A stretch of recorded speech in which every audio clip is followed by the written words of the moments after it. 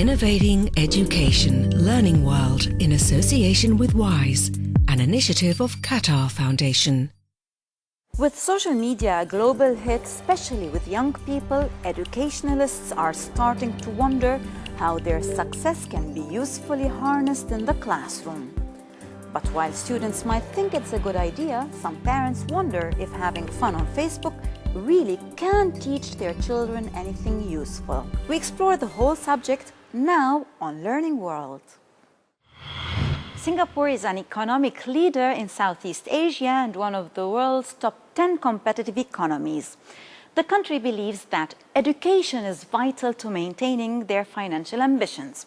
To that end, the government is investigating the possibilities of using social media for teaching purposes. Let's see how it is working. To try to make sure Singapore remains one of the most economically advanced countries in the world, the government's invested heavily in overhauling and upgrading its education system. A maths teacher poses a problem to a class at Singapore's Ngee secondary school and then instructs them to use Twitter to quickly send her their answers. If it's doing social networking, it's better because people are sometimes shy to ask questions or voice their opinions about certain topics, and using social media will be less awkward. Ngee is what the Singapore government calls a future school, a state-run school with well-equipped labs and classrooms where new technologies are tested to see how they can be used at other schools in the country. It's also been named by Microsoft as a pathfinder school for the way it uses technology. We want to see how we can then bring and lead that technology in to enhance the learning, because those are the tools that are used by the students, and I know that if we use them well with good teaching methods, you will cause a fundamental shift in how teaching and learning is delivered in the classroom. Teachers now use Facebook in their classes to send web links to pupils. Students use Twitter during English lessons to summarize literary passages. In home economics and art classes, teachers and students use picture sharing and infographic sites so everyone can see the same images.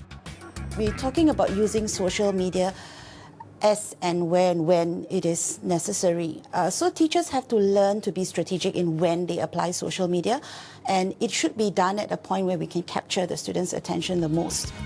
Teachers constantly monitor and share feedback on the use of social media and other technologies in the classroom to fine-tune teaching methods. They say that students' grades for project work have improved since the experiment began, and the teachers acknowledge that they too are learning all the time from their pupils. Well, that school is still using social media.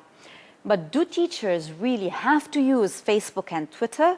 What are the advantages? And why do some people think that it is so important to get technology into the classroom?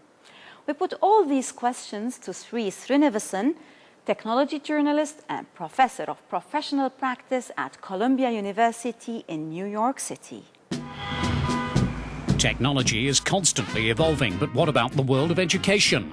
Professor Sri Srinivasan, the Chief Digital Officer at Columbia University, says there haven't really been many big leaps and innovations in education in the last 200 years. You could say maybe the dry erase marker and PowerPoint are the two innovations in education, which is kind of crazy to think that education should be the only, why should it be the only form of human activity that hasn't innovated. He says the big innovation is going on right now, and it's called social media. More powerful than the cell phone, but as unpredictable as any innovation. For example, in 1996, nobody really knew what to do with emails. Now there's a similar problem with social media, both out in the world and in schools. Teachers need to be taught about social media, just like they needed to be taught about using the web and email. And it's not a generational thing as much as it is an attitude thing. Some of the best people I know on social media are in their 70s. And then I know people in their 20s who know nothing about social media. They think they know, but they just go on Facebook and post some photos. The professor believes that social media will soon be as much a part of schools' routines as currently it is in people's everyday lives. But parents may share teachers' skepticism on the educational value of social media and worry about safety and privacy issues. I have to deal with skeptical parents all the time, including me. My twins are 10 years old and they're not on social media. And I'm very happy about that because they're not ready. They shouldn't be on Facebook till they're 13 years old. That's the rules of Facebook itself. The professor's classes at Columbia reflect his views. They start with students chatting and sharing ideas digitally and in person. He believes social media can bring more interaction and exchange of knowledge in the classroom, spelling the end of the traditional lecture, with a teacher teaching and students maybe listening. I still believe in the magic that happens in a classroom where there are no devices and everybody's listening to the teacher and everybody's talking and sharing ideas. The new technology and the new systems, all they do is enhance what's happening. So, Professor Srinivasan says his mission is to ruin social media for his students. His aim is to make his students understand it's not a fun game, but a tool to be used with caution, strategically, and with full attention. I spend between 3 and 6 minutes on every tweet I do, every post I write, because I have to kind of think about it, make sure it works, make sure it's accurate. I tell people social media is the only thing I do every day that can get me fired today. So I have to be very careful. And on Twitter, everything you write is archived in the US Library of Congress. So I have to think about it. So I'm not writing it for my friends now. I'm writing it for my great-granddaughter. He says all teachers should be tra-digital, meaning they should have traditional skills but also be able to incorporate digital, social and mobile aspects, as education is about sharing no matter on what platform. So, as we've just heard, Sri Srinivasan thinks that there are no generational gaps between parents and children when it comes to social media. But many parents are concerned about the responsible and appropriate use of them in the classroom. Let's go to South America and see how one school in Colombia is trying to tackle the issue.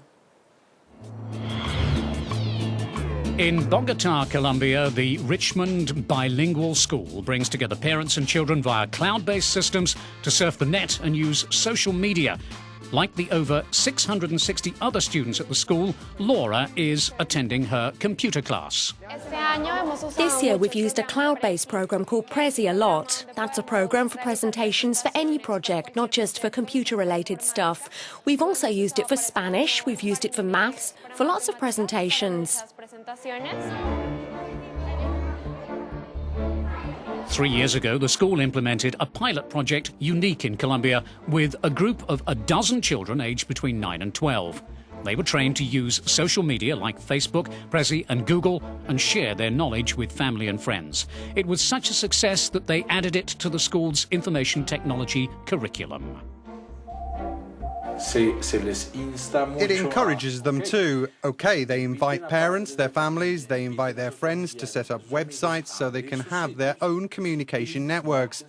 This helps to improve communication within the family, but also with the school, the parents with the school, so the parents have a way to be connected to the learning process. The school regularly organises sessions for parents where students show them how to do things like browse the school's website or use social media. Laura also helps her mother, Marta, who manages a property company. Using social media, Marta can now create profiles for her clients and share documents with them. Marta regularly turns to her daughter for help. For example, asking her how she can know that clients have received the information she's sent them. Hija.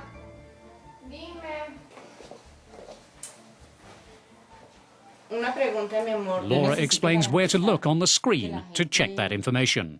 Ahí aparece como un icono donde hay un ojito y al lado aparecen unos números. Antes de esto, Before I had Facebook and everything, but it wasn't the same because Mum was like, no, this is dangerous. And I was like, but it isn't like that. You don't know. We talked about Facebook and I thought it was something really complex and complicated.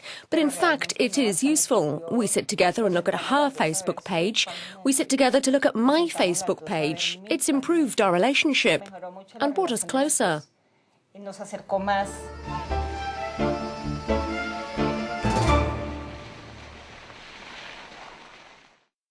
And of course, social media are also part of our program, Learning World.